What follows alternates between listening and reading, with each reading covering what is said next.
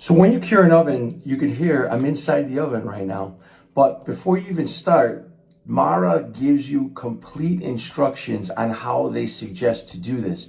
The cure should take about 5 days to do, and it's pretty simple, but you got to go slow and keep the temperature low. That's the key to making sure that the oven cures awesome, you don't have any cracks inside of the oven, and that you don't have any damage in the future when you start lighting the oven really hot. It's all right here. They tell you. Okay, so as you can see, I'm inside of my brand new mobile oven. This is a Mara 130 centimeters is the interior space of this floor.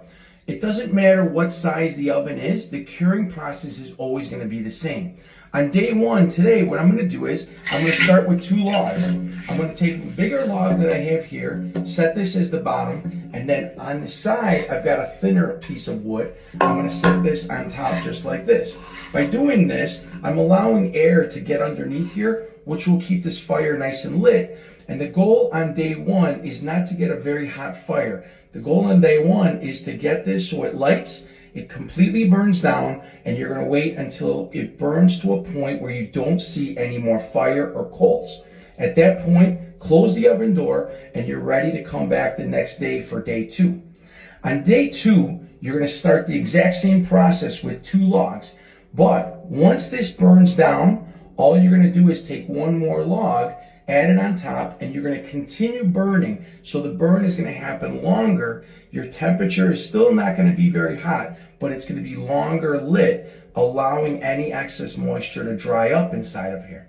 Now, on day 3, when you come back, you're going to do the exact same process. Start with 2 logs. Once this burned down, add a 3rd log. Let that burn down. Add a 4th log. Let that burn down and close the door. You see where I'm going with this? We're slowly increasing the amount of time that the fire is burning in here, allowing the temperature to raise and ultimately allowing all the moisture out of these brand new fresh stones and all the mortar that's in between these joints. That's actually the critical part. The stones inside of here are dry. It's the mortar and all the material around the dome that's fresh poured and assembled, and that's what needs to have the water come out.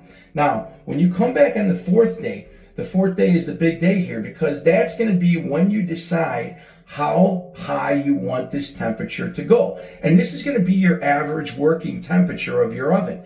So start the oven on day 4 with 2 logs. Let it burn down. Add another log. Let that burn down. Add a 4th log. Let that burn down. But you're going to keep adding wood now on day 4 until you hit that point of temperature that you like to work at.